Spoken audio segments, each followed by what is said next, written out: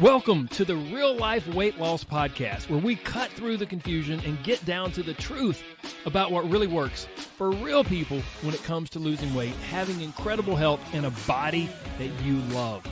We believe that losing weight is really about gaining life, doing things you never thought you could, having renewed confidence, and enjoying your body more than ever. I'm your host, Corey Little. Now let's get to it. Hello, my friends. Welcome back. This is episode number 304, and today we are going to talk about a very, very important topic, one that, whether you realize it or not, has probably impacted you in some area of your life, and if you've struggled to lose weight or keep it off, I can almost guarantee it's impacted you in that area of your life. So what is this topic? What is this sinister thing that can really impact us in a negative way? It is self-sabotage. We're going to explore the question today of why do we self-sabotage? Like, what's up with that? Why do we start making progress toward a goal that we say we want to achieve, and then suddenly we just start screwing ourselves up? Like, what's going on with that? And this, honestly, this is part of what makes sticking to a diet and keeping weight off so freaking hard in the first place, because we're not just trying to learn what's the best diet or what's the right thing to do. We're not just trying to be consistent. Sometimes it feels like we're fighting ourselves, doesn't it? It's like, good grief, if I could just get out of my own way, then I could actually do this. I could actually be successful. Sadly, that's just not the way it works sometimes, right? We have this knack for screwing ourselves up. And so if you connect with any of this, and here's the thing, even if you don't, even if you're like, no, that's not me, I encourage you to listen. I encourage you to just carve out the next 20 or so minutes to give this episode a chance, because from what I've discovered through 20 years of coaching people, sometimes this self-sabotage can be really sneaky and really sly and really kind of ride below the surface, and people don't even realize they're doing it. They can pass it off as, oh, I just got super busy, or, oh, life got super stressful. And I understand that, and I'm not saying that you certainly are self-sabotaging, but sometimes the self-sabotage can bubble up in other ways. So we'll get to this episode in just a moment. It is actually, we're continuing with the summer trend. This is a replay from a previous episode, my goodness, about 120 or 130 episodes ago. So it's a replay of one of those episodes that I'm like, oh, I just don't want people to miss this. Please don't miss this, and maybe it'll be good to even hear again. So we'll play that in just a moment. But first, let me just remind everyone that I have a lot of really cool free stuff down in the show notes. If you go down there, there's a free menopause download for any of you ladies, amazing ladies out there who are entering that time of life, or you're near that time of life and you're worried about weight loss or maintaining the weight loss you've had, or maybe trying to just not gain weight during that time. There's a free menopause download. I'm also offering everyone 2 free lessons from my Live Life Lose Fat program. That's the program I use inside my Inner Circle coaching group. So you can get that down there as well. And also, for some of you, if you've been listening to this podcast and you absolutely love it and you're like, man, I think I'd like to maybe take the next step, a great next step as in joining my Inner Circle coaching group and getting some more personalized time and guidance and steps to take there. A great next step for you would be to watch my anti-diet class. And so I don't always put that here in the podcast, but I'm linking that up down in the show notes. So if you scroll down to the show notes, you can register for a specific time to attend that class. You'll see it down in the show notes. It just says, I think it says free anti-diet class, something like that. Anyways, so all of that's down in the show notes. Check this episode out, or you can go right now, pause it and go snag one of those free things, or maybe set up a time to watch the anti-diet class. And without further ado, let's get into this self-sabotage. Why do we do it? What's behind it? And then what are my specific recommendations for you on how to overcome it? Let's roll that now. I'm so happy you're here. Thank you for spending your time with me today. I'm recording this episode in mid to late February, and there's a really good chance that a lot of people who started the year all fired up and all excited with big-time New Year's resolutions, they've either fallen off the wagon, that term I hate, or they're just really starting to struggle. And it's interesting, right? It happens every year, and we do it over and over and over and over again, and we hope for a different result. Isn't that what Einstein said the definition of insanity was? Doing the same thing over and over and hoping for a different outcome? Something like that. So why, right? Like, have we ever stopped and pulled back and asked ourselves, like, why do we do this? Why do we seem to make the same mistakes over and over? Like, what makes sticking to a diet and keeping weight off so hard? What makes weight loss so hard? What's the deal? Why do I keep screwing up over and over? And I see this too. I see this with people that I work with.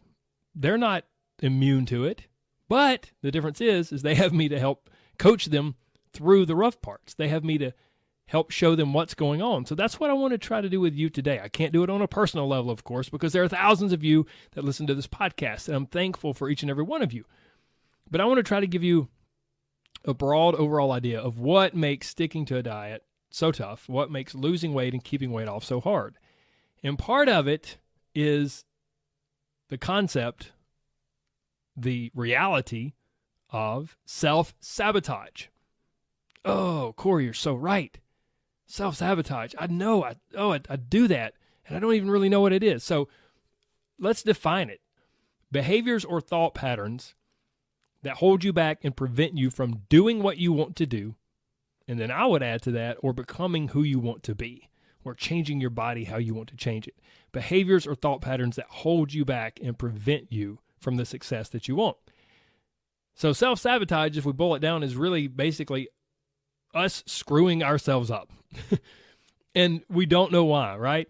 Now, from years and years and years of coaching people, I've seen all kinds of things. And there are some people that I've worked with and know that they can see it or feel it happening. Some people will even jump in the coaching group and they'll say, oh my gosh, I just ate XYZ yesterday, or I just intentionally skipped my workout today and I have no good reason why. Like I'm sabotaging myself. I can see it. I can feel it, but they can't figure out why. And they can't figure out how to stop it. They're like, I don't know why I'm doing this. So some people can see it. They can feel it. Other people, they might be totally oblivious. And they self-sabotage again and again, and then they wonder why. God, why is this so hard? Why can't I lose weight? Well, it's because you keep screwing yourself up over and over and over again. This I've also seen with my group as well. Someone joined my group,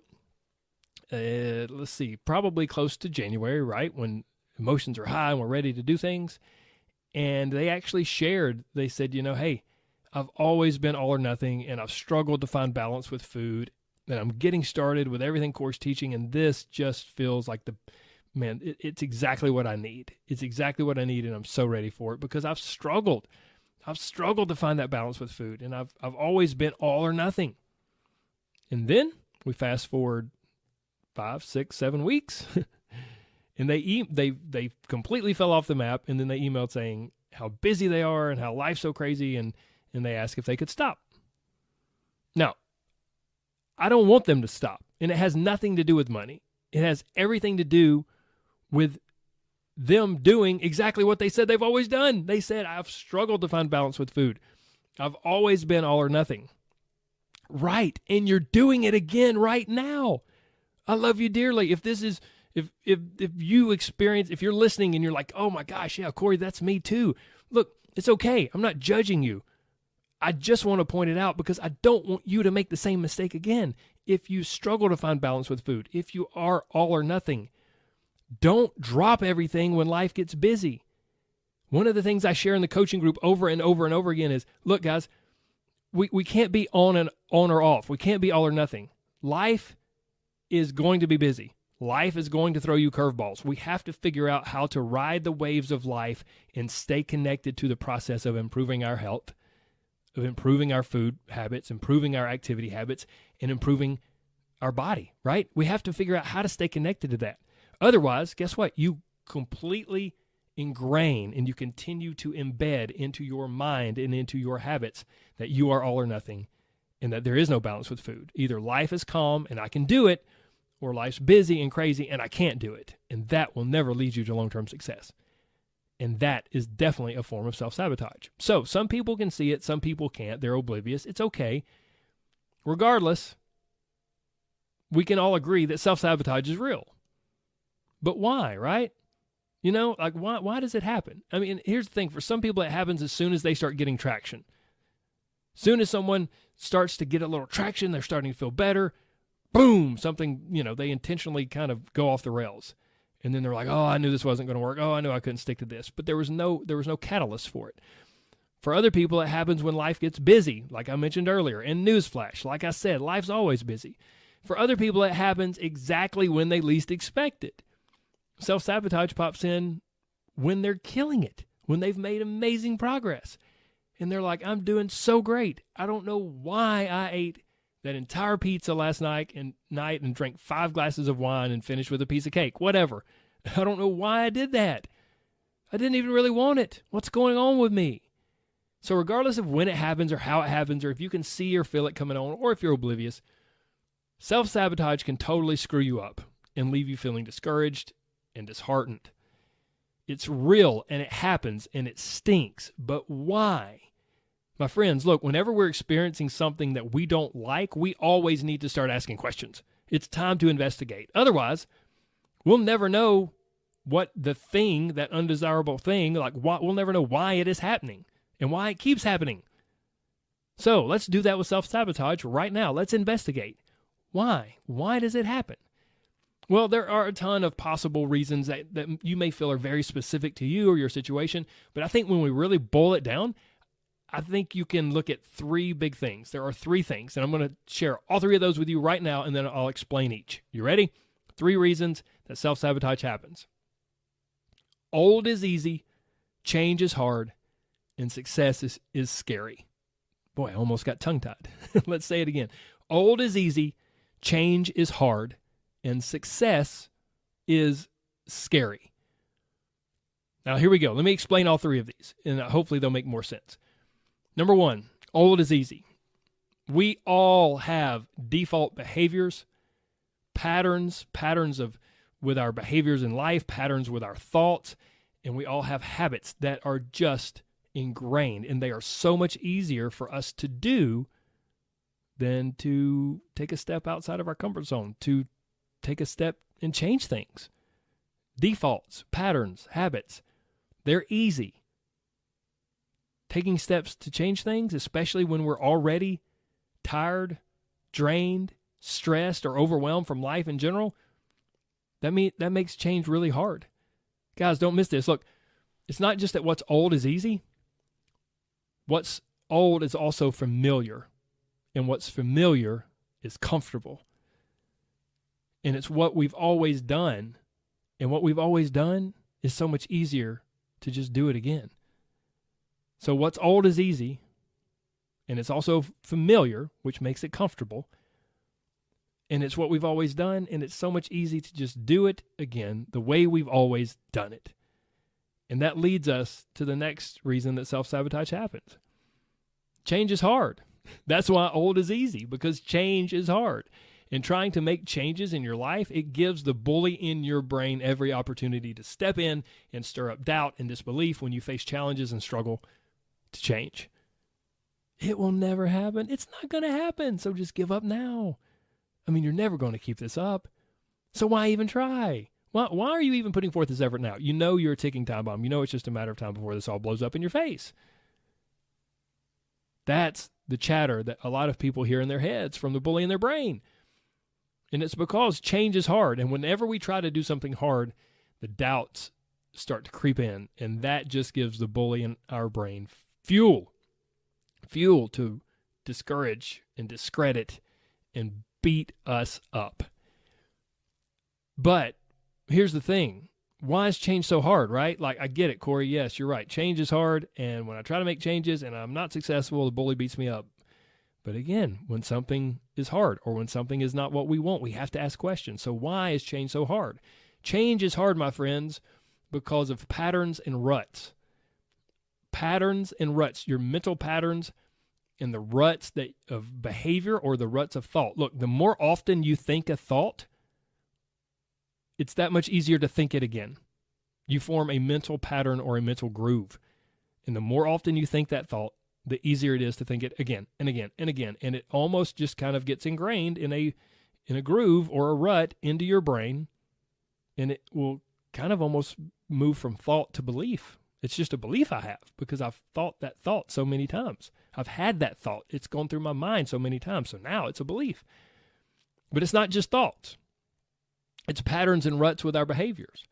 The more often you do an action, the more often you take a certain action or you take a certain route in life with your behaviors, the easier it is to take that action again. Like I said earlier, it's what's So what's old to you? It's old, it's familiar, it's comfortable, it's what I've always done, it's what I'm going to do again because it's easy, because I've done it over and over and over again.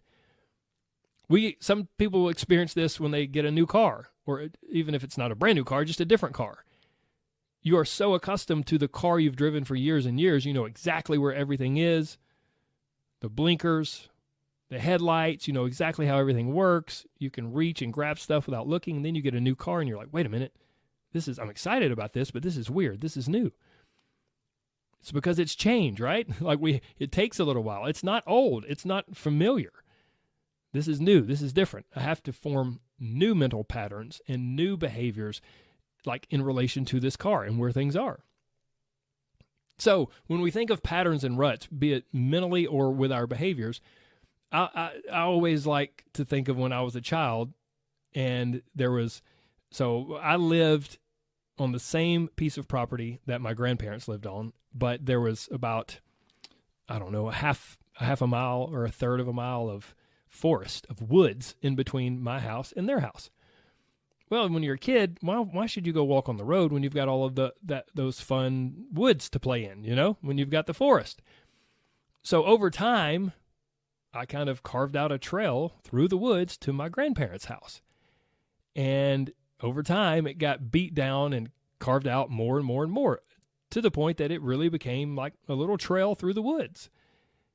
Now, if the weather got bad for a while and maybe it was really cold or maybe I just didn't use it, things eventually would start to grow up a little bit, but the trail was always there. And it was so much easier to take that trail, to take that same pattern to go to my grandparents' house because I had basically ingrained a rut through the woods. So it was so much easier to take that than to go off the beaten path. That's how patterns and ruts work. Attempting to change is tough. Change is hard. But as I said before, it gives the bully in your brain every opportunity to step in. And one of the ways the bully will step in is with the next reason that self-sabotage is so prevalent. The next reason that self-sabotage happens, and that is that success is scary. Now, this may seem really odd to you. You may think I'm crazy. Like, what? Court, success is scary? No, success isn't scary. Success is exactly what I want. Like, how could success be scary? We want to be successful, right? I mean, how can the very thing we're trying so hard to accomplish actually scare us? Well, I'm glad you asked. Success communicates two things in our heads. So whenever you start to experience success on some level, there are two things that are communicated to you, whether you realize it or not. One is that, hey, if you want to keep being successful, you'll have to keep doing whatever you've been doing that brought you this success in the first place. Oh, you've been doing keto? You've not been eating any carbs? Okay, get ready to never have carbs again because that's what helped you lose the weight in the first place. That's what's communicated in your brain. And then there's a slightly different, maybe even scarier version of this. And that's, you know what? If I keep doing this, if I keep doing this diet, if I keep doing this workout program, sure, I've achieved some success, but I'm eventually going to have to do even more.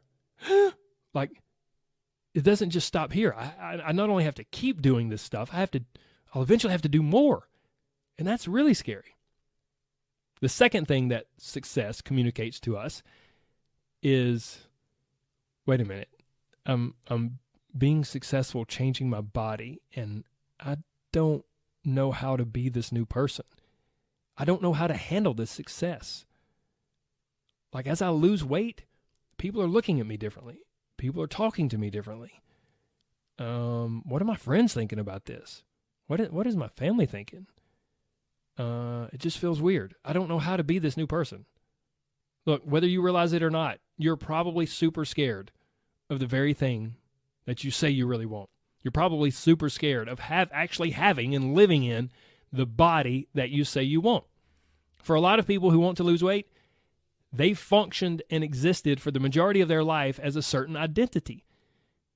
The loving, caring mom who's always there for everyone. Kind of a bigger lady, who's always carried some extra weight, but she's so sweet and loving and caring.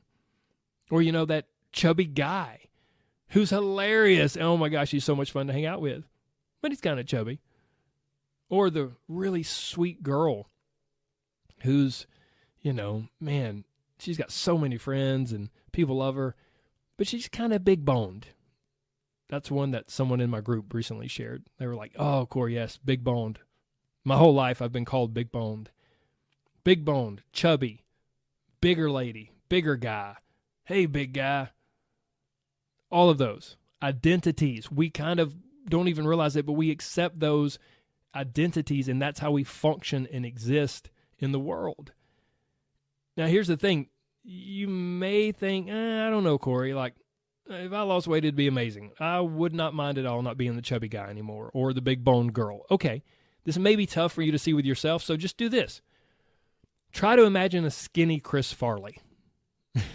Try to imagine an overweight Brad Pitt or Angelina Jolie. Try to imagine a super fit Melissa McCarthy. Like, guys, whether we realize it or not, we kind of take on a certain identity, and it is related to our body. And I'm not saying it's right, it's just what happens. We learn to function in society, and especially in our local community and social circles, as a certain type of person, almost like a certain character. And when that changes, it feels weird. And adjusting to that change can be almost scary. I don't know how to be the skinny girl. A client of mine actually told me that. She was like, she lost over 100 pounds, and she was like, I'm still, these are her words, not mine. She was like, I'm still that fat girl inside. And she's like, I don't know how to be this skinny girl. And she had lost 100 pounds and kept it off for months and months and months. Or maybe I don't know how to be the fit guy. Like, I like to work out now, and, somebody even mentioned it the other day. They patted me on my shoulder, and they're like, oh, man, you're in good shape. I don't know how to deal with that. It seems weird to me. Here's the crazy part about all this, guys. See, all those small changes that you're making or you want to make with your food and exercise, it will manifest with a big change in your appearance. And that's the ultimate goal, right?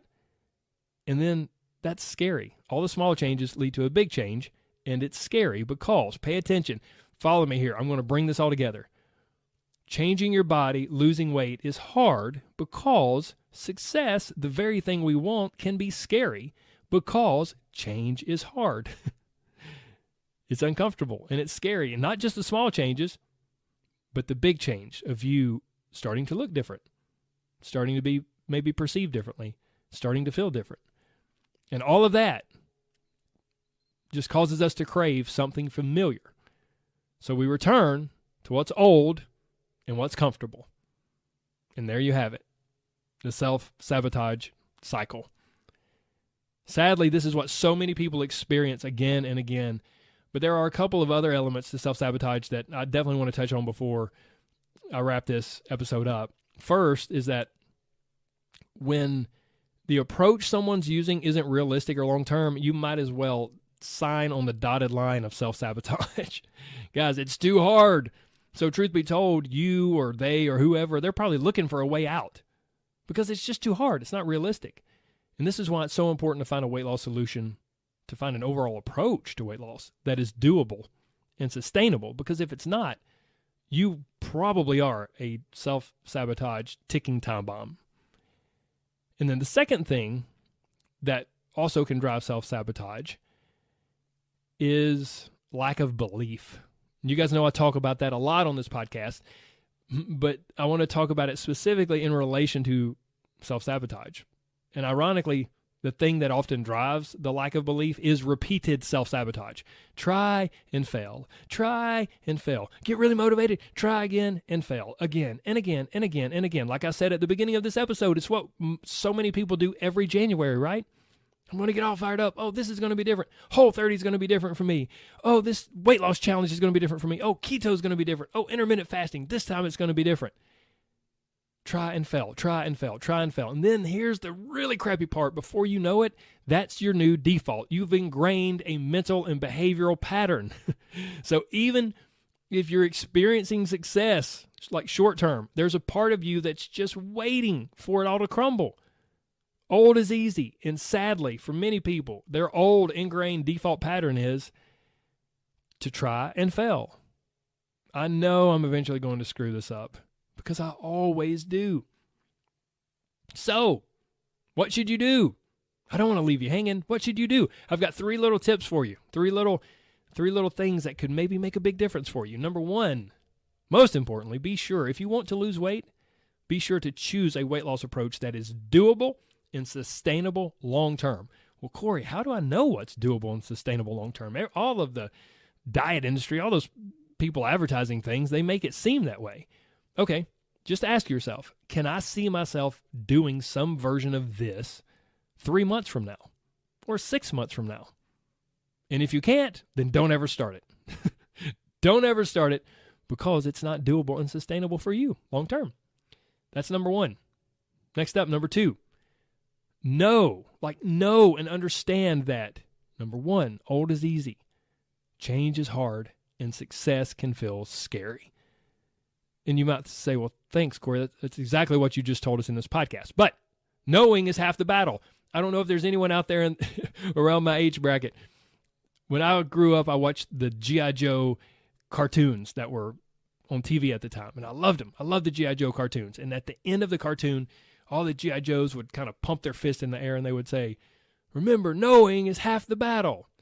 Guys, knowing is maybe more than half the battle, because if you don't know, you can't do anything about it. Knowing, awareness, having that sense of awareness allows you to see it, to see the problem, and to fight it. So just knowing that, wait a minute, Corey told me this makes sense. Old is easy. Okay, yeah, that's comfortable and that's familiar. So that's going to feel easy, but it's not going to bring what I want. And change is going to seem hard, but I know I can form a new pattern. So, okay, it's going to seem hard at first, but it'll get easier. And then success, even though it seems crazy to me, like I need to be ready for it to feel kind of scary or weird. Just knowing those things will help you so much as you move forward with any weight loss process. And then the third and final thing that I want to share with you is to realize and embrace that you're still the same wonderful you, whether you're big boned, overweight, chubby, or slender, or fit, or anything in between. Who you are is not determined by your flesh clothes. How you like that? I just made that up. Your flesh clothes, your body, your weight, who you are is not determined by that. Who you are is so much more than that. And your friends and family, they love you and will continue to love you and want to spend time with you regardless, because you're you. And as corny as it sounds, there's only one you. And it doesn't matter if you weigh 130 or 230 or 180 or 350. It doesn't matter. You are you. And your family and friends will love you regardless. So maybe that takes a little bit of the scariness away. Okay, friends, I appreciate your time. I so enjoyed spending part of today with you. Now, I have a special request, and you can pick from one of 2 things. Number 1, if you love this podcast, would you tell someone about it? It would make my day. Post it on your social media or send them a link to this episode if you think it would be helpful for them. But just tell someone. Like I said, I would be absolutely honored by that. That's your first choice. Or number 2, if you like this podcast and you haven't already, man, I would love it if you would take 2 minutes to post a review. You can post a review on Apple iTunes, or I think maybe some other podcast platforms have it as well. Or if you want to, you could jump onto my Facebook page, Corey Little Coaching on Facebook, and you could post a review there. Guys, we live in a world that runs off of reviews. And every review that you guys post, every positive review. Fortunately, there are very, very few negative reviews. But every positive review that's posted is just really wonderful and really helpful for this podcast. So thank you so much for taking action with one of those 2. Now, turn the volume up and hear the truth as we sign off here. You, my friend, are so much more than a number. So don't let the scales dictate your emotions or dominate your headspace. No. Maybe it's time to, instead of stepping on the scales, to step away. And remember that losing weight, it's awesome. I love it. But losing weight is all about gaining life and living the life you've always wanted and doing the things you've always wanted to do. And you may have tried and failed a lot in the past, and you may be struggling with belief. That's okay. I got your back. You can borrow my belief. You keep listening. You keep coming back. I'll keep working on you, and we will get you there. Sound good? Okay, good. Take care, guys. God bless. Bye-bye.